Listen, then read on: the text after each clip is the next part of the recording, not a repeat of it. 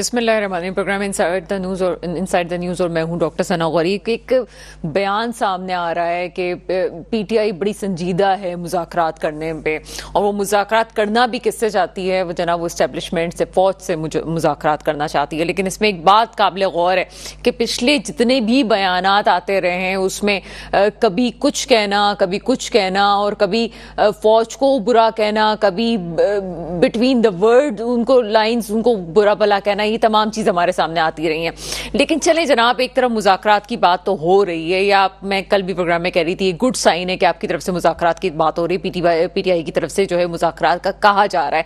लेकिन साथ साथ तर्जुमान फौज का कुछ दिनों पहले वाला बयान अगर आप नोट करें तो उसमें कहा गया कि कोई भी इंतशारी टोला जो कि अफवाज पाकिस्तान के खिलाफ बात करेगा उससे बात नहीं की जा सकती या उनकी बात को नहीं माना जा सकता। और जहां तक मुज़ाकरात की बात है तो कोई भी पॉलिटिकल पार्टी से ही मुज़ाकरात कर सकती है, फौज से मुज़ाकरात करने का कोई सवाल पैदा नहीं होता। इन हालात में खास तौर पे बार बार ये पैगाम देना कि हम मुज़ाकरात करना चाहते हैं, और खास तौर पे ये बात सामने आना कि जनाब हम तो बात करना चाहते हैं, हमसे कोई बात नहीं कर रहा, जबकि दूसरी तरफ जिन लोगों से वो मुज़ाकरात करना चाहते हैं वो कहते हैं हम 9 मई वालों को माफ नहीं करेंगे, और अगर किसी इंतशारी टोले ने ये काम किया है तो जनाब पहले वो माफी मांगे, उसके बाद हम सिलसिला आगे कर सकते हैं। अब ये दोनों तरफ ये चीजें इस तरह से हैं कि ये समझ से बाहर है कि कोई माफी मांगेगा या मुज़ाकरात करने की बाद भी माफी मांगना है। एक तरफ तो ये कहा जा सकता है कि पीटीआई की ये भी मजबूरी है कि अगर वो माफी ऑन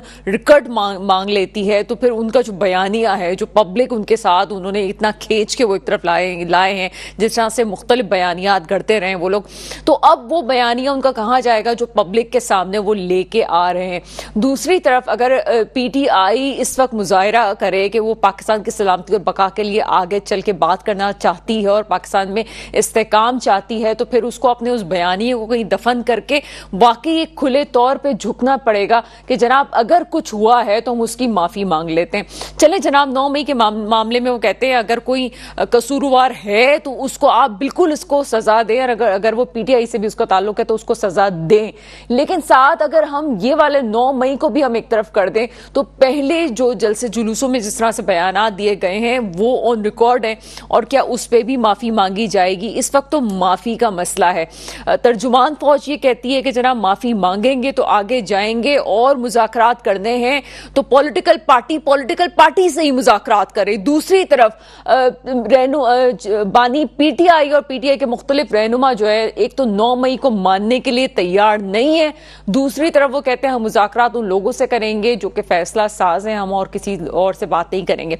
एक और मौजूद जिस पर आज प्रोग्राम में बात करेंगे, जमाती इस्लामी का मुसलसल जो है इस वक्त धरना, और जो भी बातें इस वक्त जमात इस्लामी की तरफ से की गई हैं वो तमाम बातें हैं जो इस वक्त पाकिस्तानी कौम में करना चाहती है, सुनना चाहती है। वो उनके दुखती रग पे हाथ रखने वाली बातें और जिस किस्म के मुतालबात किए जा रहे हैं, ये कोई अनहोनी नहीं है कि ये मुतालबात पूरे नहीं हो सकते। अगर कोई मुझे ये कहे कि यार ये ऑन ग्राउंड नहीं हो सकता, तो ऐसा नहीं है। जमात इस्लामी ने इस वक्त जितने भी मुतालबात किए हैं वो बिल्कुल ऐसे ही हैं कि वो आम शहरी की आवाज़ है, आम आवाम की आवाज़ है कि जनाब महंगाई से वो तंग है, टैक्सेस के मसाइल हैं, इन तमाम चीज़ों को, और फिर IPPs का मसला, इन तमाम चीज़ों को रिजॉल्व होना ज़रूरी है। हुकूमत की और शराफिया के खर्चे कम होना ज़रूरी है। ये तमाम चीज़ें अपनी जगह है, लेकिन इतने दिनों तक धरना और फिर मुज़ाकरात में नरमी दिखाना और फिर उस रास्ते को तक उनको लेके आना, ये जमात इस्लामी ने खुद किया है या वाकई उनका कोई साथ दे रहा है? और अगर उनका कोई साथ दे रहा है और कहीं से उनको ग्रीन सिग्नल मिला है तो कम से कम इस वक्त की हुकूमत के लिए तो वो अच्छी बात नहीं है, क्योंकि हुकूमत को अभी आए हुए तकरीबन 5, साढ़े 5, 6 माह हो चुके हैं। इतनी जल्दी ये धरनों का सिलसिला होता नहीं है। लेकिन अगर आगे कोई ऐसी सूरत हाल बन जाती है कि जनाब जमात इस्लामी की भी बातें मान ली जाती हैं और तहरीक इंसाफ से भी कोई मुज़ाकरात कामयाब हो जाते हैं, तो हम ये समझ सकते हैं कि इस्तेहकाम की सूरत आ सकती है। बात करते हैं तमाम मौज़ूआत पे। मेरे साथ इस वक्त मौजूद हैं डॉक्टर सोहराब सरकी साहब, आपका ताल्लुक पाकिस्तान पीपल्स पार्टी से है। साथ साथ मुझे ज्वाइन करेंगे मोहसिन कासमी साहब, आप तज्जियाकार हैं, और मुझे ज्वाइन करेंगे शाहनवाज जुदून साहब, तहरीक इंसाफ से आपका ताल्लुक है। सबसे पहले चलते हैं सोहराब सरकी साहब की तरफ। डॉक्टर साहब, प्रोग्राम में आपको वेलकम करते हैं। बहुत शुक्रिया डॉक्टर साहब। डॉक्टर साहब, सब पहले तो ये बताइएगा कि इस वक्त जो जेल से इत्तलात आ रही है और ख़ास तौर पे खुला एक पैगाम दिया गया है कि हम मुज़ाकरात करना चाहते हैं, दूसरी तरफ जैसे मैंने इंट्रोडक्टरी पार्ट में कहा कि तर्जुमान फौज ये कह चुके हैं कि इंतशारी टोला और ख़ास तौर पर इंतशारी टोला 9 मई के हवाले से ही कहा गया है कि उनसे बात नहीं होगी। ये मसला हल कैसे होगा? देखिए डॉक्टर साहब, बात यह है कि आप ने खुद ही मतलब इतना डिटेल में बता दिया। पहले ये सारा इल्जाम जितना भी लगाते रहे वो एस्टेब्लिशमेंट पे, पाकिस्तान आर्मी पे लगाते रहे कि उन्होंने हमारी हुकूमत खत्म की है, और ये भी इल्जाम लगाते रहे कि उन्होंने ही मतलब ये जो भी इलेक्शन है वो रिग्ड किए हैं। वो कोई ढकी चुकी बात नहीं है, ये बातें क्लियर करते रहे। और अभी फिर वही जो मतलब जिन पर वो इल्जाम आयद करते हैं फिर उन्हीं से कहते हैं कि हम मज़ाकरात करेंगे। असल में बात यह है कि पाकिस्तान पीपल्स पार्टी पाकिस्तान तहरीक इंसाफ जब से सियासत में आई है तो इसमें तो कोई शक नहीं है कि उनकी जरूर कुछ फॉलोइंग्स हैं, लेकिन बात यह है कि आप ये देखें कि वो किसी जगह पर टिकती नहीं है। पहले इन्होंने इतना किया मुखालफत मौलाना फजल रहमान की, अचकजई साहब की, लेकिन अभी फिर आप देखें कि उनको दावतें दे रहे हैं कि हमारे साथ आकर मिलकर बैठें, और इस्टेब्लिशमेंट को इतना खराब किया। 9 मई का वाकया होता ही नहीं अगर इस तरह की ये बयानियां नहीं बनाते, ऐसी सूरत हाल पैदा ही नहीं होती। हम तो ये चाहते हैं कि जितनी पार्टियां हैं, पाकिस्तान पीपल्स पार्टी ये चाहती है जितनी पार्टियां हैं वो अपने डोमेन में रहकर जो भी है आइन और कानून के मुताबिक वो सियासत करे।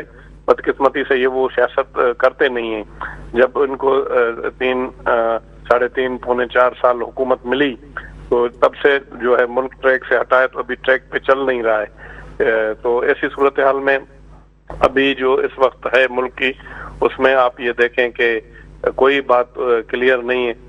और अभी इन पीटीआई की जो लीडरशिप है उन पे कोई मेरे ख्याल में कोई एस्टेब्लिशमेंट या कोई डॉक्टर सोराब सरकी साहब, आपसे बात ये पूछने का खास मकसद ये था कि इस वक्त पाकिस्तान में अगर कोई जमात है जो एस्टेब्लिशमेंट और दूसरी एक जो सियासी जमात है उसके साथ मुज़ाकरात करवा सकती है तो वो सिर्फ पीपल्स पार्टी है। पीपल्स पार्टी के अलावा तो और कोई जमात ऐसी नहीं है जो ये चाहेगी या फिर जो है आगे बढ़ के बात कर सकती है। क्या पार्टी की ऐसी कोई पॉलिसीज हैं कि डॉक्टर साहबा, हमारी तो ये पॉलिसी पहले दिन से थी। जब ये जैसे भी इलेक्शन हुए 2018 के, आप बिलावल साहब का आप उठाकर देख लें, जरदारी साहब ने ये कहा कि चले वो जो हो गया, अभी आप हमारे कप्तान हैं, आगे चले सीओडी करते हैं। ये तो मतलब किसी से बात करने के लिए तैयार नहीं है। इनको जो मतलब है कोई ये कहता है कि आप इससे बात नहीं करें, उनसे बिल्कुल वो बात करने के लिए तैयार नहीं होते हैं। तो उन्होंने तो पहले ही हमें मतलब पाकिस्तान पीपल्स पार्टी बिल्कुल पाकिस्तान पीपल्स पार्टी ने बड़ी कुर्बानी दी है। उनकी लीडरशिप जो है वो पूरे दुनिया में ऐसी मिसाल नहीं, उनको शहीद कर दिया गया, इतने कारकुन शहीद हुए हैं। उसके बावजूद जो भी सूरत हाल होती है, आपको पता है कि जिस तरह हमारे साथ नून लीग का पहले इतना सख्त हमारी मुखालफत रही, मोहतरमा बेनज़ीर भुट्टो साहबा ने जाकर सीओडी साइन की और उसके बाद अपनी अपनी सब सियासत कर रहे हैं। अभी भी जरदारी साहब ने as a president parliament house में उन्होंने कहा कि अभी भी यही है हल मुल्क का कि हम रहे नहीं रहे, कोई परवाह नहीं है। हमारी क़यादत शहीद हो गई, जुल्फ़िकार अली भुट्टो को शहीद कर दिया गया, मुर्तज़ा सब, लेकिन हम ये चाहते हैं कि ये मुल्क रहे।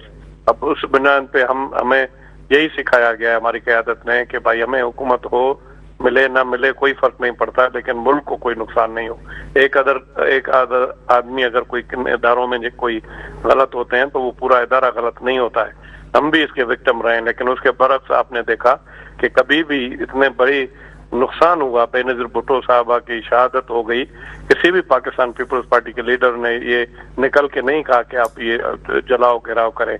जो भी हुआ अवाम ने खुद किया, वो भी किया, तो वो भी रोडों पर जिस तरह एहतजाज होता है, नुकसान हुआ, वो भी उसपे भी Pakistan people's party natural reaction था लोगों का।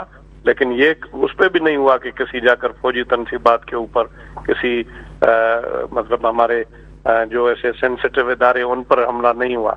तो ये तो एक समझी सोची एक साजिश है। खुदा न खास्ता हमारी आर्मी या हमारी जो है एस्टेब्लिशमेंट वो कमजोर हो गई तो ये हुकूमतें तो जितनी भी हैं, इवन अमेरिका की हुकूमत, तो इंडिया की हुकूमत, ये तो सिक्योरिटी फोर्सेस के बगैर तो नहीं चल सकती हैं। उनको तो हमें डिमोरलाइज नहीं करना चाहिए, क्योंकि उसके बगैर तो ना लॉ एंड ऑर्डर मेंटेन हो सकता है, ना जो है आपको as a chief minister prime minister कोई ऑर्डर करे वो इम्प्लीमेंट नहीं हो सकता। एज अ चीफ जस्टिस कोई अगर आप ऑर्डर करें, अगर कोई नहीं माने तो उसको कौन मनवाएगा? ये हमारी लॉ एनफोर्स एजेंसीज हैं, वही मनवाती हैं, चाहे पुलिस हो गई, पैरामिलिट्री हो गई, अच्छा सर, एक या और फौज हो गई। रुख की तरफ हम चलते हैं कि आप इस वक्त हुकूमत का हिस्सा हैं, काबीना में नहीं शामिल होना या आपकी मर्जी थी कि आप नहीं शामिल होना चाहते थे। इस वक्त पीटीआई की हैसियत और शनाख्त को तस्लीम कर लिया गया है सुप्रीम कोर्ट की तरफ से, लेकिन गवर्नमेंट के लिए ये तस्लीम करना मुश्किल हो गया है, जिसकी वजह से बहुत सारे बयानात भी आ रहे हैं और लगता है कि नून लीग जो है वो खौफजदा है इस वक्त के जनाब अगर इसको तस्लीम कर लिया गया तो आगे पता नहीं उसके क्या नतीजे जा सकते हैं। जबकि दूसरी तरफ ये भी है कि पीटीआई कहती है कि जनाब 30 ऐसी सीटें हैं कौमी असेंबली की जिसके उनके पास शवाहिद मौजूद हैं फॉर्म 45 के। इस तमाम सूरत हाल में पीपल्स पार्टी का क्या मौकफ है? क्या पीटीआई को तस्लीम करना, जबकि कोर्ट कह चुकी है, लेकिन क्या खुद पार्टी के अंदर इस हवाले से क्या पॉलिसी है कि क्या होगा आगे? देखें, बात यह है कि आपको भी मालूम है, पहले जब 2013 के इलेक्शन हुए, पता नहीं 2, 4, 5 पंचर से पता नहीं कितने पंचर तक जाकर बात चली पीटीआई ने की। फिर उसके बाद अभी जो ये इलेक्शन हुए, इस इलेक्शन में फिर इन्होंने ये कुछ सीटों से बढ़ के फिर आगे कह रहे हैं कोई जीता ही नहीं, सब पूरा पाकिस्तान हम जीते।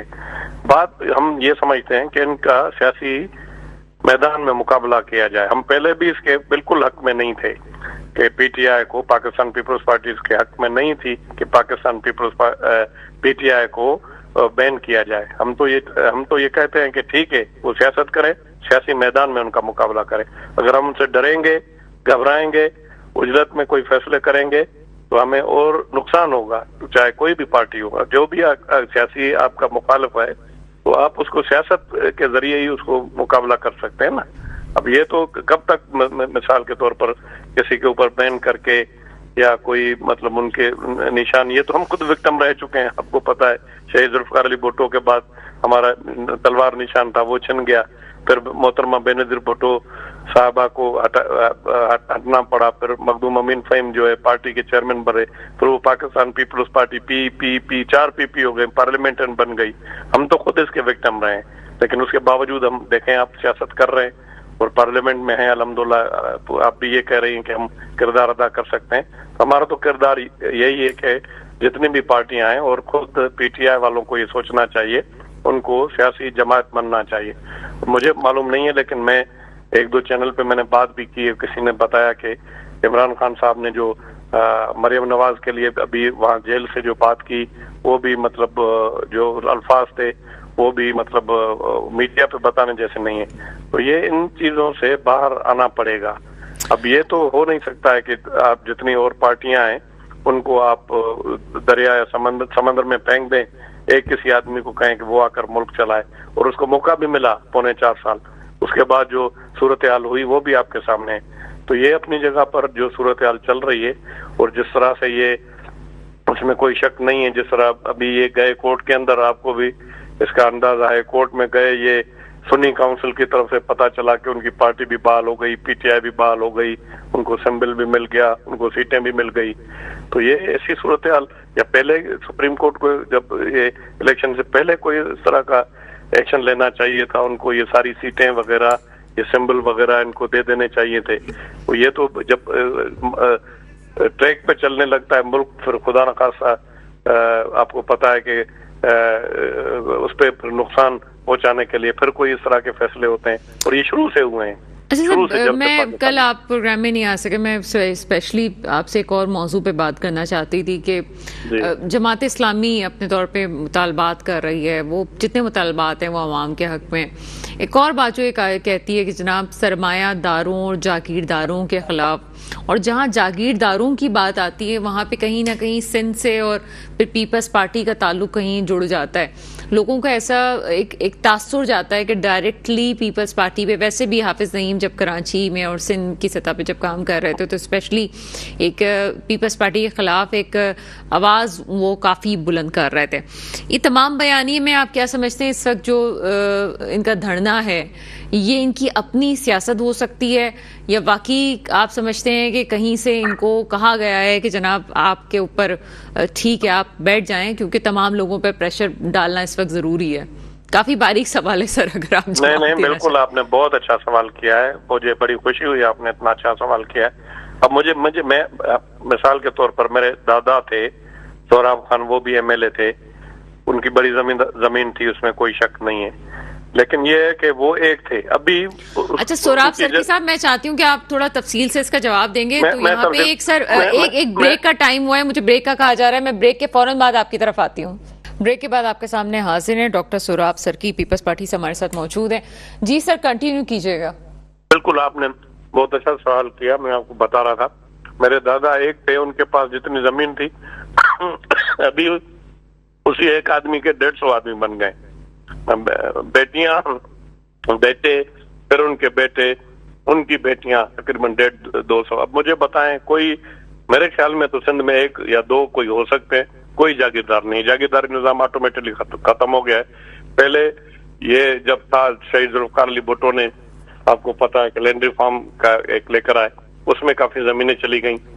अब कोई जागीरदार नहीं, अब जितने भी हैं वो मतलब छोटे मतलब उनकी जमीनें, जो कि किसी जमाने में मैं आपको बताऊं कि उन वडेरों के जागीरदार जो हैं उनके नौकरों के पास होती थी, अब उनसे भी कम उनकी जो है वो जमीनें रह गई हैं। जागीरदारी सिस्टम ऑटोमेटिकली खत्म हो गया है। पहले लोग जो है वो अपने सरदारों के सामने, जागीरदारों के सामने वो नहीं कर सकते थे।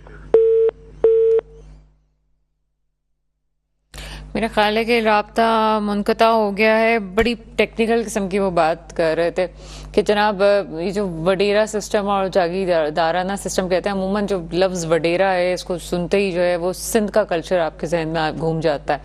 और जब वडेरा शाही और वडेरा सिस्टम कहा जा रहा है तो उस वक्त कहीं ना कहीं पीपल्स पार्टी से उसको इंटरलिंक कर दिया जाता है। सोहराब सरकी साहब का कहना ये था, उनके कहने का मकसद ये था कि अगर मैं दादा की बात करूँ, उनकी फैमिली में जब तकरीबन 150 लोग अब बन चुके हैं, तो फिर आप मुझे बता दें कौन सी जागीरदारी और कौन सा वडेरा सिस्टम।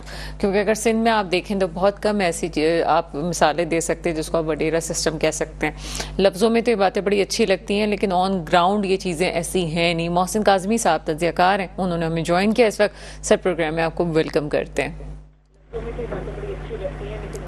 मोहसिन काज़मी साहब, आप मुझे सुन सकते हैं? जी जी जी, मैं सुन।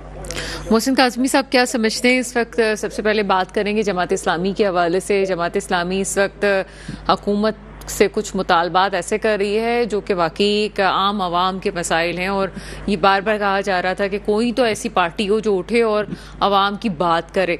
लेकिन इस वक्त इस सिचुएशन में ये बात ज़रूर पैदा होती है कि क्या जमात इस्लामी ख़ुद से यहाँ तक आई है बात करने के लिए, और इतने दिन तक ये यहाँ पे मौजूद हैं, उनके मुतालबात क्या मान लिए जाएंगे? और अगर वो यहाँ हैं तो ये किसी तरफ से कोई इशारा है और इस हुकूमत के लिए, मौजूदा हुकूमत के लिए कोई ख़तरा है, या जनाब ये बिल्कुल हम इसको नॉर्मल समझें, ठीक है एक पार्टी है, जमात इस्लामी आई है, मुतालबात कर रही है, चली जाएगी? आपका क्या तज्ज़िया है? डॉक्टर गौरी साहब, बहुत शुक्रिया आपका। देखिए, बात यह कि जमात इस्लामी इस वक्त जो भी काम कर रही है, बज़ाहिर तो बहुत अच्छा काम कर रही है, मुतालिबे भी उसके बहुत अच्छे हैं, आम लोगों को रिलीफ दिलवाना चाहते हैं, लेकिन आप देखिए कि इनके मकासद कुछ और ही नजर आ रहे हैं मुझे। क्योंकि आज 5वां दिन है, इनके मुज़ाकराती कामयाब नहीं हुए, क्योंकि असल पार्टी से इनके मुज़ाकरात हुए भी नहीं। एक बात है। दूसरी ये कि जमात इस्लामी का खुद आहिस्ता आहिस्ता अपने मुतालिबे में नर्म पड़ जाना इस बात की अलामत है। तो ये बात आपकी बिल्कुल किसी हद तक जो है वो तज़किये के लिहाज से बहुत दुरुस्त है कि ये इनका यहाँ पे बैठना और धरना देना और आगे बढ़ना, इसके पीछे कुछ मकासद हैं।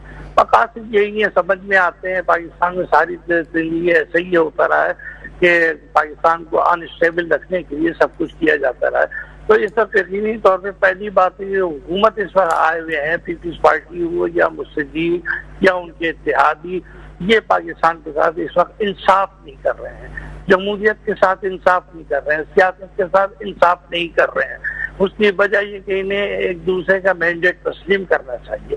जब आपने 8 फरवरी को इलेक्शन करवा दिए, रिजल्ट आ गया, अब जो जीता है उसको हुकूमत करने दें, और उसके अलावा आपके पास कोई रास्ता नहीं है।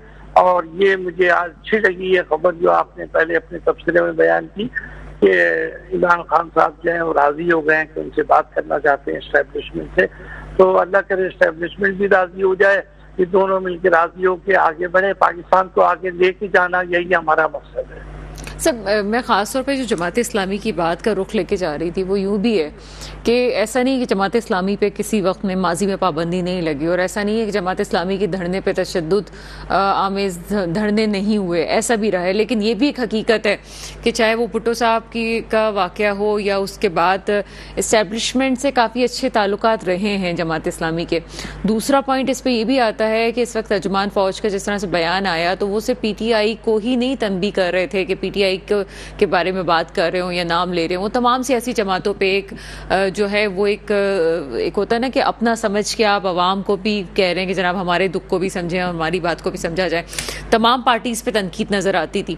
आपको लगता है कि ये जो जमात इस्लामी है ये भी उन तमाम हुकूमती जमातों पे भी प्रेशर डालने के लिए लाई गई है?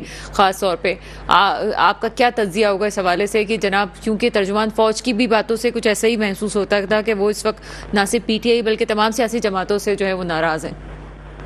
डॉक्टर साहब, बात यह है कि जमात इस्लामी से एक सवाल आप पूछिए, कोई इत्तेफाक है या इस वक्त कोई नुमाइंदा नहीं मौजूद है, आप जरूर उनसे पूछिए कि जो मकासद आप लेके खड़े हुए हैं आवाम के रिलीफ के लिए, वही जमीयत उलमा इस्लाम भी चाहती है, वही PTI भी चाहती है, वही दूसरी जमातें भी जो इस वक्त हुकूमत के मुखालिफ हैं वो सब चाहती है। सब एक साथ मिलकर ये काम क्यों नहीं कर रहे हैं? ये एक साथ जमा होकर ये मुतालबा क्यों नहीं कर रहे? एक साथ प्रेशर क्यों नहीं डाल रहे हुकूमत के ऊपर कि ताकि ये मुतालबे में जो है किसी हद तक बेहतरी आए?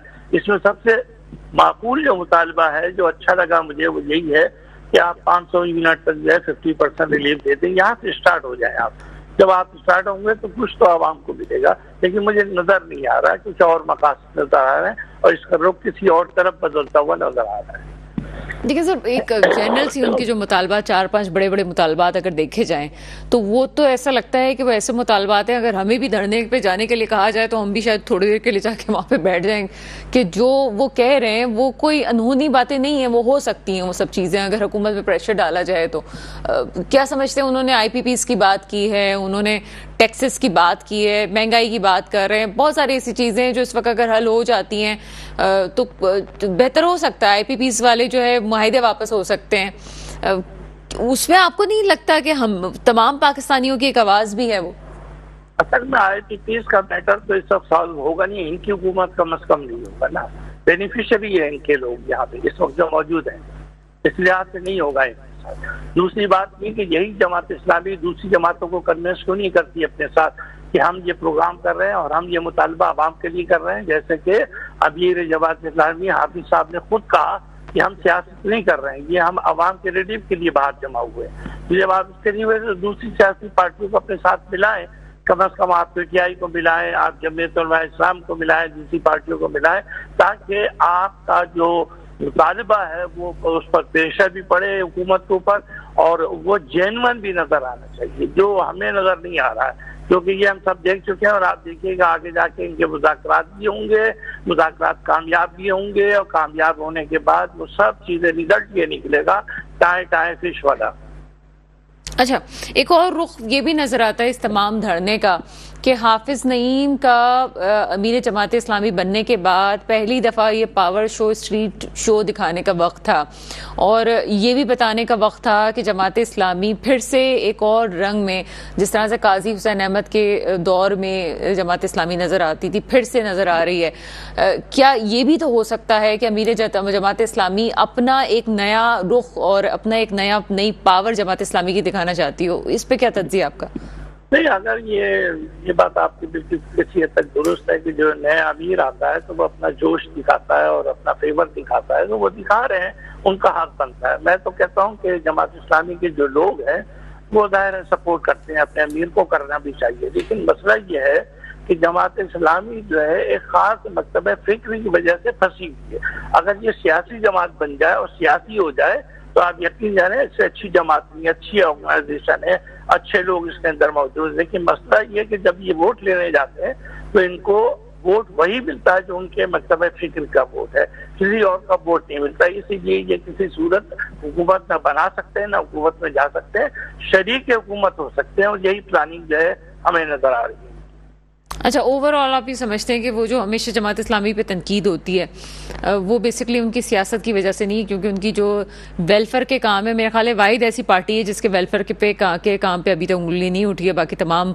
सियासी जमातें जो वेलफेयर का काम भी करती हैं उन पर कहीं ना कहीं तनकीद भी हुई है। लेकिन हाफिज नईम साहब के बारे में ये भी कहा जाता है जनाब कराची में भी उनको एक कॉर्नर हासिल था फैसला साजों का, और एक सॉफ्ट कॉर्नर जिसकी वजह से कराची की भी बहुत सारी सीटें उनको मिली हैं। लेकिन दूसरा एक और पॉइंट ऑफ व्यू भी ये भी सामने आता है कि यूथ उनके साथ है, जिस तरह से रहनुमा बानी पीटीआई के साथ ही, इसी तरह से हाफिज नईम के साथ भी एक यूथ हमें नजर आती है। क्या आपको लगता है कि ये जो यूथ एक तरफ गई है पीटीआई की तरफ, बानी पीटीआई की तरफ, इसी तरह से हाफिज नईम की तरफ भी जा सकती है? नहीं, जो पीटीआई की तरफ जो यूथ गई है वो तो जनरल यूथ है, उसके अंदर कोई खास मकतबा खास मजहब के लोग नहीं है, उसके अंदर जनरल लोग हैं। जबकि जमात इस्लामी के अंदर यूथ है वो जमात इस्लामी के अपने मकतबे नजर के मुताबिक है। ये जितने भी यूथ आपको नजर आ रहे हैं, इनके जलसे में नजर आ रहे हैं, धरने में नजर आ रहे हैं, ये इन्हीं के लोग हैं, कोई गैर लोग नहीं है इसके अंदर। जब तक जमात इस्लामी ये पॉलिसी अपनी से दुरुस्त नहीं करेगी कि वो सबको अपनी सियासत में अपनी जमात में लेने का हक नहीं देगी, उस वक्त तक कभी भी कम अज कम मुझ जैसा आदमी जमात इस्लामी को सियासी जमात तस्लीम नहीं करेगा। मजहबी तौर पर उनका हक बनता है और बेहतरीन जमात है, मैं तो तारीफ कर रहा हूँ, और उनका हक है जिस तरह अपने मकतबे को वो तरक्की देना चाहते हैं। अच्छा सलीम सर, आप बार बार ये फिक्के का और मजहब की आप बात कर रहे हैं, आप माशाल्लाह स्कॉलर हैं, आप मुझे एक बात बताइए कि क्या सियासत को मजहब से अलग किया जा सकता है, या सियासत के अंदर मजहब है, या दोनों को साथ लेके चलने की तनकीद है? क्योंकि हमने जितनी किताबें पढ़ी हैं उसमें तो यही है कि सियासत और मजहब जो है उसको अलग अलग नहीं किया जा सकता, उसको साथ ही लेके चलना पड़ता है। अगर कोई पार्टी, और फिर इस्लामी जमहूरिया पाकिस्तान हम कह रहे हैं, तो अगर कोई पार्टी ऐसी पॉलिसी अपनाती है तो आप समझते हैं कि वो गलत कर रही है? ऐसा नहीं हो सकता, ये वो गलत करी है, पाकिस्तान के सिनेरियो में गलत है। नहीं डॉक्टर साहबा, आपका सवाल बिल्कुल सही है, लेकिन पाकिस्तान के अंदर जो सियासत होती है, जिसके अंदर एक जुमला मैं हमेशा कहता हूँ, आज फिर कह रहा हूँ कि आप या सियासत कर लें या मजहबियत कर लें, दोनों एक साथ नहीं चला सकते। आप अपनी जमात को मजहबी जमात बना लें या सियासी जमात बना लें, कोई फर्क नहीं पड़ता, दो में से एक जमात आप बना लें, आप काम करें, आप आगे बढ़े। लेकिन मेरा क्वेश्चन वहीं पे है सर, ये पाकिस्तान के सिनेरियो पे रख के आप बात कर रहे हैं? जी बिल्कुल, पाकिस्तान के सिनारियों को देखते कि ना आपके सामने मौजूद है, मिसाल पाकिस्तान पीपल्स पार्टी मौजूद है, पीटीआई मौजूद है, मुस्लिम लीग मौजूद है, इसके अंदर कम अज कम ये नजरिया तो है नहीं कि साहब खास मकतब फिक्र की ये जमात है। हाँ, जमीयत उलमा इस्लाम में ये बात है, वो भी उनका भी यही मसला है जो जमात इस्लामी का मसला है। तो मेरा सिर्फ ये कहने का मकसद ये है कि आप बताइए जमात इस्लामी वाले की किसी शख्स से पूछिए कि उनकी जमात में उनके मतलब फिक्र के अलावा कोई शख्स आना चाहे, उनकी जमात का मेंबर बनना चाहे, तो क्या वो बन सकता है या नहीं? नहीं बन सकता, इसलिए कि नहीं ऐसा कानून नहीं बनाए हुए। इसलिए मैं ये कह रहा हूँ कि ये लफ्ज़ मजहब नहीं सर, जहाँ तक मेरी नॉलेज है ऐसा नहीं है, उनके यहाँ ऐसा सिस्टम है नहीं कि कोई और फिके का जो है वो शख्स उनका मेंबर नहीं बन सकता, ऐसा है नहीं सर। अगर कोई मिसाल दे दी मेरे सामने है कैसी कि किसी मकतबे फिक्र का कोई आलिम ने किया हो, मुझे किसी एक का नाम बता दीजिए। मेरी कोशिश थी कि आज मैं किसी जमात इस्लामी के भी फर्द को साथ लेते तो हम इस मामले पे डिस्कशन जरूर करते। मैं खुदा न करे जमात इस्लामी के खिलाफ बात नहीं कर रहा हूँ। नहीं सर, मैं भी जनरली बात कर रही हूँ, क्योंकि ईरान भी हमारे सामने है, कुछ ऐसे मुस्लिम ममालिक बहुत नहीं है ना, उंगलियों पे हम गिन सकते हैं जहाँ पे जमहूरियत है। तो मैं उस लिहाज से बात कर रही हूँ कि अगर हम मजहब के फैक्टर को सियासत से अलग करते हैं तो क्या वो लॉजिकल है? क्योंकि मजहब और सियासत एक साथ चलने वाली चीज है। या पाकिस्तान के सिनेरियो में वो गलत है? आपने कहा पाकिस्तान के सिनेरियो में वो गलत है, लेकिन अभी भी ये बात क्लियर नहीं हुई है कि मजहब और सियासत एक साथ चल सकते हैं कि नहीं चल सकते। अगर हम पाकिस्तान के सिनेरियो से हट के भी बात करें तो देखिए, मजहब सबका अपना अपना, हमारा आपका सबका मजहब है और हमें आजादी है अपने मजहब पे काम करने की। ठीक है, और कोई शख्स अपना मजहब नहीं छोड़ेगा, ना छोड़ना चाहिए उसको। अब आइए सियासत के अंदर मजहब नहीं आ सकता है। हमारे मुल्क का जो माहौल है ना वो इस काबिल नहीं है। आपके सामने अभी एक मिसाल आई है ना, किसी को कहा गया है कि साहब इसका सर कलम कर दो, ये किसने कहा? ये किसी मजहबी आदमी ने कहा ना ये बात, या किसी सियासी आदमी ने कही?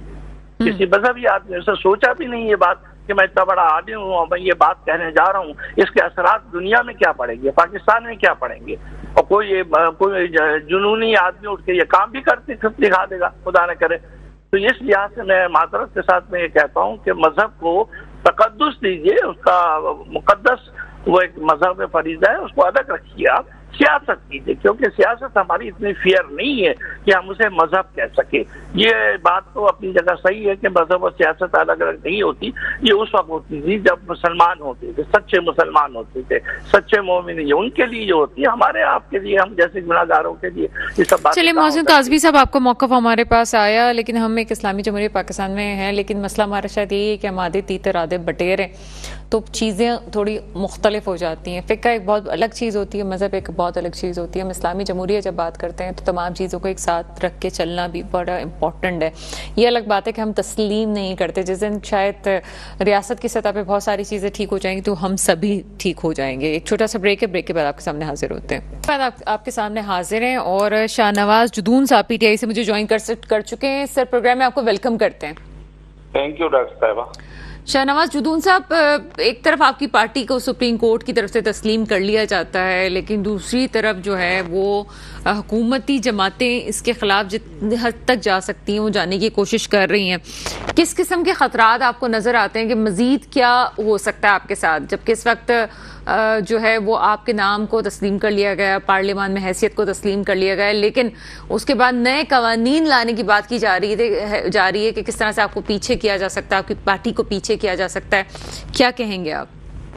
बिस्मिल्लाहिर्रहमानिर्रहीम। बहुत बहुत शुक्रिया डॉक्टर साहिबा। देखिए डॉक्टर साहिबा, ये तो चाहते नहीं थे कि PTI पार्लियामेंट में आए, और शुरू से इन्होंने हर वो अरबा इस्तेमाल किया हमें इलेक्शन से बाहर निकालने के लिए। हमारे ऊपर क्रैकडाउन किया गया, हमारे हज़ारों वर्करों को पाबंद सलासल किया, हमारे रहनुमाओं को पाबंद सलासल किया। फिर एंड इलेक्शन के दौरान हमसे हमारा निशान छीना गया। ज़ाहिर है पूरे पाकिस्तान में लोगों को बैट का निशान का पता था कि तहरीक इंसाफ का निशान बैट है, वो हमसे छीना गया ताकि किसी तरीके से तहरीक इंसाफ के लोग असम्बलियों तक ना पहुंच सके। जब हम इलेक्शन कागजात जमा करा रहे थे तो उस दौरान भी इन्होंने हर वो अरबा इस्तेमाल किया, हमारे सेकेंडर प्रपोजर को अरेस्ट किया, हम हमारे कागजात को रिजेक्ट किया इन्होंने, और फिर मजबूरन कोर्ट से हमारे कागजात बहाल हुए। मतलब डॉक्टर साहब, इन्होंने हर वो अरबा इस्तेमाल किया, क्योंकि जब इन्होंने हमसे निशान ले लिया तो फिर हम आज़ाद निशानों पे हमने इलेक्शन कंटेस्ट किया। हालांकि हमने अपने जो कागजात जमा करवाए थे उसमें हमने बाकायदा लिखा था कि तहरीक इंसाफ के हम उम्मीदवार हैं, लेकिन ज़ाहिर निशान के बाद हम आज़ाद हो गए। किसी को बैंगन का निशान मिला, किसी को डोल, किसी को टेबल, किसी को लैपटॉप, किसी को क्या मुख्तलिफ निशानात पे, यानी वो निशानात जो सारे निशान हम ख़त्म हो गए थे कि भाई वो हमें मिले। लेकिन उसके बावजूद भी 8 फरवरी को पाकिस्तान के अवाम को मैं खराज तहसीन पेश करता हूँ कि उन्होंने पोलिंग स्टेशनों में जाके और ढूंढ के इमरान खान के नुमाइंदों के निशान ढूंढ के उनको भारी अक्सरियत से कामयाब करवाया। रात तक हम 2/3 मेजॉरिटी से जीते हुए थे और इनका जो ख्वाब था वो चकनाचूर हो चुका था। लेकिन दूसरे दिन इन्होंने हमसे वो हमारा मैंडेट छीन लिया। फॉर्म 45 के मुताबिक हम जीते हुए थे, लेकिन इन्होंने जाली फॉर्म 47 बना के और जो पार्टी पूरे मुल्क में 17 सीटें ली उनको तकरीबन 80 सीटें दे के और उनका प्राइम मिनिस्टर इन्होंने बना दिया। फिर रिजर्व सीट का मसला आया तो इन्होंने मतलब इलेक्शन कमीशन तो हमारे खिलाफ डॉक्टर साहब ऐसे थे कि वो एक पार्टी बना हुआ है। शुरू से वो हमारे खिलाफ मतलब सुप्रीम कोर्ट में भी हमारे खिलाफ गया। जो हमारे इंट्रा पार्टी इलेक्शन हुए थे, 3 मरतबा हमने इंट्रा पार्टी इलेक्शन करवाए, उन्होंने एक्सेप्ट ही नहीं किया, हमारे खिलाफ सुप्रीम कोर्ट गया। तो बात यह है कि ये तो शुरू दिन से हमारे खिलाफ लगे हुए हैं, लेकिन अल्हम्दुलिल्लाह कि सुप्रीम कोर्ट से हमें ये जो फैसला है कि जो तहरीक इंसाफ के आज़ाद लोग जीते ये तहरीक इंसाफ के, और जो रिजर्व सीट इनके बनते हैं इनको दी जाए। अब इनको परेशानी लाग है कि अगर जो रिजर्व सीट हमें मिल जाए नेशनल असम्बली या सूबाई असम्बलियों में, तो जाहिर इनके पास वो 2/3 मेजॉरिटी का जो दूसरे का मैंडेट चीन के भी इनके पास 2/3 मेजॉरिटी वाला वो नहीं अक्सरियत नहीं आई थी, और वो ये रिजर्व सीट से आप इससे अंदाजा लगा ले कि खैबर पुख्तनख्वा में पीपल्स पार्टी के 5 MPA थे और उनको 7 या 8 रिजर्व सीट दिए गए। इसी तरह मौलाना फजलुर रहमान साहब के 7 MPA थे और उनको 11 MPA दिए, यानी उनके उससे ज्यादा दे दिए। तो बात यह है कि ये तो हर वो अरब इस्तेमाल कर रहे हैं कि तहरीक इंसाफ को पार्लियामेंट से बाहर रखे, लेकिन इंशाअल्लाह जिस तरह हर जगह इनको नाकामी का सामना है तो यहाँ भी इनको नाकामी का सामना होगा और इंशाअल्लाह जो हमारी रिजर्व सीटें हैं वो हमें मिलेगी। सर, रिजर्व सीटें तो आपको मिल जाएंगी, लेकिन मेरा मुद्दा ये है कि अगर कोई इमरजेंसी की सूरत हाल होती है और हुकूमत के पास जिस तरह की सूरत हाल है, जिस तरह से जमात इस्लामी भी करीब बैठी हुई इस्लामाबाद के, कोई अच्छी सूरत हाल मौजूदा हुकूमत के लिए नहीं है। वो कहते हैं ना कि आगे कुआं और पीछे खाई वाली मिसाल है और नून लीग इस वक्त उसी हालत में है। इन हालात में अगर वो आगे इमरजेंसी की बात करती है और आइन मुअत्तल करने की बात करती है तो फिर PTI के पास कोई रास्ता बचता भी नहीं है। सर देखिए, बात है कि हम तो कानूनी और आईनी जंग लड़ेंगे, हम तो उससे पीछे नहीं हटेंगे। और जाहिर इनके पास ये हरबे इस्तेमाल कर रहे हैं, लोगों को डरा रहे हैं और कह भी रहे हैं, मसलन अपने लोगों के जरिए, कुछ लोगों के जरिए ये वो कर रहे हैं कि भाई हमारे पास आखिरी ऑप्शन ये है कि हम इमरजेंसी डिक्लेयर कर देंगे। मुल्क आप देख ले कि महंगाई, बेरोजगारी, आज अगर जमात इस्लामी वहां बैठी हुई है वहां धरने पे, तो इसलिए ना कि ये जो इन्होंने IPPs के मुआहदे किए और अरबों और खरबों रुपए के ये उनको पैसे दे रहे हैं और वो कंपनियां तकरीबन ज्यादातर इन्हीं लोगों की हैं। इनकी अगर ऑडिट करवाया जाए तो इन्हीं लोगों की है, तो इसलिए तो वो जमात इस्लामी वहां बैठी हुई हैं और हालात तो बहुत बिल्कुल आप सही कह रहे हैं कि हालात खराब है। बलोचिस्तान में आप देख लें, मारंग बलोच वहां बैठी हुई है और पूरा बलोचिस्तान जाम है। ये तो मीडिया पे पाबंदी के दिखा नहीं रहे, वरना वहां बलोचिस्तान में तो पंजाब और खैबर पुख्तनख्वा से भी बदतर हालात हैं। तो हालात तो बड़े खराब है, लेकिन फिर भी इंशाअल्लाह तहरीक इंसाफ अपने आईनी और कानूनी जंग जारी रखेगी। सर, दूसरी तरफ बानी PTI की तरफ से मुज़ाकरात का कहा गया है, लेकिन एक इम्पॉर्टेंट क्वेश्चन जो मैंने प्रोग्राम के इंट्रोडक्टरी पार्ट में रेज किया था कि तर्जुमान फौज ने कहा था कि हम पॉलिटिकल पार्टीज अगर बात करना चाहती हैं तो पॉलिटिकल पार्टी से ही करें। आपकी पार्टी से और आपकी पार्टी के रहनुमा मुस्तकिल ये बात करते हैं, बानी ये बात कर रहे हैं कि जनाब फैसला साजों से ही बात होगी, तो कैसे ये मामला हल होंगे? डॉक्टर साहब, बिल्कुल हम ये कहते हैं कि हम उन जिनके पास इख्तियार हो हम उनके साथ मुज़ाकरात करेंगे। अब इनके पास तो इख्तियार है ही नहीं, ये तो फार्म 47 की पैदावार है, किसी और के मैंडेट पे बैठे हुए हैं। अब अगर आज इनको ये बोल दे कि भाई आपने शाम को जो ना सुबह दफ्तर नहीं आना है, तो ये दफ्तर नहीं आएंगे, तो हम ऐसे लोगों के साथ क्या मुज़ाकरात करें जिनके पास इख्तियार ही ना हो और जो दूसरे के हक पे डाका डाल के बैठे हुए। तो हम तो ऐसे लोगों के साथ, ये तो हमारे हक पे उन्होंने डाका डाला है। मुस्लिम लीग, पीपल्स पार्टी और MQM ने, इन्होंने तो हमारे हक पे डाका डाल के ये बैठे हुए हैं। वो तो पूरी दुनिया को पता है कि हमारे मैंडेट को इन्होंने चुराया और जिन्होंने चोरी शुदा मैंडेट पे बैठ के हुकूमत बनाई है। तो हम तो ऐसे लोगों के साथ मुज़ाकरात नहीं करेंगे। लेकिन सिर्फ मामला हल होता हुआ कैसे आप देख रहे हैं? अगर ये बात कही जा रही है कि जी मुज़ाकरात, तो फिर 9 मई वाला वाकया फिर आपके सामने फिर खड़ा हो जाता है कहीं ना कहीं से कि जनाब माफ़ी मांगी जाए उस मामले पे। एक तरफ माफ़ी मांगने की बात वहां से कही जा रही है, दूसरी तरफ आप ये कहते हैं कि जो जिम्मेदारान हैं उनको आप सज़ा दे दीजिए। तो वो तो बाकायदा कौम के सामने माफ़ी वाली बात से वो भी नहीं हट रहे हैं और आप ये कहते हैं जनाब जो जिम्मेदारान हैं उनको दे दीजिए। ये मामला तो कभी हल होना ही नहीं है। देखिए डॉक्टर साहब, ये मामला तब हल होगा कि जब इसके लिए एक कमीशन बनेगा।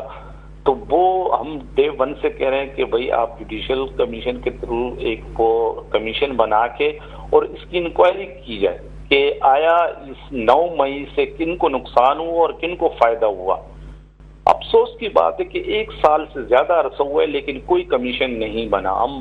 हालांकि हम सबसे ज्यादा हमें नुकसान हुआ, हमारे हजारों लोग पाबंद सलासल हुए, हमारे सैकड़ों लोग शहीद हुए, हमारे सैकड़ों लोग जख्मी हुए, लेकिन उसके बावजूद भी हम कह रहे कि आप कमीशन बनाए ना, पता तो लगे कि ये इसके आड़ में किसने ये हरकत की। अगर हमारे लोगों ने की तो दे उनको सजा, हम तो कहते कि दे सजा, लेकिन ये ना कि कमीशन तो बनाए। आप अभी मैं आपको अपना बता दूं कि 9 मई का मेरे ऊपर 2 FIR है, 1 साल से ज्यादा हो गए डॉक्टर साहबा। हर 10 दिन बाद 12 दिन बाद पेशी पे जाता हूं, लेकिन ताहाल चालान पेश नहीं हुआ। क्यों 1 साल में चालान पेश नहीं कर सके? कोई सबूत उनके पास है नहीं है। तो बात यह है कि ये तो खाली तहरीक इंसाफ को दबाने के लिए, तहरीक इंसाफ पर पाबंदी यानी समझो पाबंदी लगाने के लिए 9 मई को गाड़ किया गया और 9 मई के वाक़ये को तहरीक इंसाफ के खिलाफ इस्तेमाल किया जा रहा है। अगर बाकी 9 मई में कोई मुलविस है तो आप बनाएं, एक कमीशन बना के, और आप रिपोर्ट सामने ले आए और सबूत सामने रखें कि भाई ये लोग मुलविस थे और इन्होंने ये किया। बहुत शुक्रिया शाहनवाज जुदून साहब, आप मेरे साथ मौजूद थे। मसला सिर्फ ये है कि अना की जंग में कभी भी किसी का फ़ायदा नहीं हो सकता। इस वक्त अगर पाकिस्तान का फ़ायदा करना है, अगर पाकिस्तान की बात करनी है, तो इस अना की जंग को ख़त्म करना पड़ेगा, चाहे वो किसी की तरफ से भी हो। पीटीआई किसी भी सूरत 9 मई को मानने के लिए तैयार नहीं है। ठीक है जनाब, एक पार्टी ये कहती है हम इस चीज़ को नहीं मानते, नहीं भी मानना चाहिए, लेकिन ये भी हकीकत है कि इससे इनकार नहीं किया जा सकता कि जो कुछ 9 मई को हुआ वो कम से कम पीटीआई के कुछ लोगों ने तो किया ही होगा या उनके हामियों ने किया होगा। हम ये नहीं कहते कि जनाब वो पार्टी की पॉलिसी हो सकती है, लेकिन अपनी पार्टी से, रहनुमा से या पार्टी से मोहब्बत की बुनियाद पर अक्सर ऐसी चीज़ें हो सकती हैं कि जैसे बेनज़ीर भुट्टो साहिबा की शहादत के वक्त भी हुई थी। लेकिन अगर सिर्फ अना की जंग में कि जनाब हम आगे बढ़ के मुज़ाकरात नहीं कर सकते या हम इस फला चीज़ पे अपना झुकाव नहीं साबित कर सकते, तो फिर मामला आगे चल नहीं सकते। इस वक्त जो पाकिस्तान की सूरत हाल है, केपी आपके सामने है, बलूचिस्तान आपके सामने है, जो चीज़ हो रही है, और फिर जो बाकी सूबे हैं वहाँ पे महंगाई का जो समंदर है आपके सामने आ चुका है और जिसमें आवाम डूबती चली जा रही है। उसके लिए ज़रूरी है कि पार्टीज मिलें और मिल के बात करें। कोई भी इस वक्त हुकूमती पार्टी या पाकिस्तान के खैर ख्वाह अपने आप को कहने का दावा करने वाले लोग अगर मेरे सामने आके ये बात करते हैं जनाब हम पाकिस्तान से बहुत मुखलिस हैं, पाकिस्तान के अवाम से बहुत मुखलिस हैं, तो ये मुखलिस होना उसी वक्त ही साबित हो सकता है कि जब ये तमाम पार्टीज इस वक्त, अगर अगला महीना मेरे जो है वो अगस्त का महीना आ रहा है, पाकिस्तान की आज़ादी का महीना आ रहा है, अगर ये तमाम जमातें मिलकर अगर पाकिस्तान का झंडा हवा में बुलंद कर देती हैं और यकजहती का सबूत दे देती हैं, तो मेरा ख्याल है कि तमाम वो ताकतें जो आलमी सतह पर पाकिस्तान के दुश्मन है या पाकिस्तान के अंदरूनी, खारजी और बैरूनी दोनों ताकतों को मुंह तोड़ जवाब मिलेगा। लेकिन उसके लिए ज़रूरी है कि आप जनाब अपनी फौज के साथ भी बैठें और सियासतदान भी ये बात सोचें कि वो खुद कहाँ गलत कर रहे हैं और इन सबको ये क्या है सिलसिला के अभी आज मेरे पाकिस्तान में जो बच्चा है वो रुल रहा है इसलिए क्योंकि उसके पास कोई मुस्तकबिल नज़र नहीं आ रहा। मेरे मुल्क पे वो हुक्मरान आए जो वाकई मेरे मुल्क के मुस्तकबिल की हिफाजत करें। इसके साथ ही प्रोग्राम का वक्त ख़त्म होता है। मुझे इजाज़त दीजिएगा। खुदा हाफिज़।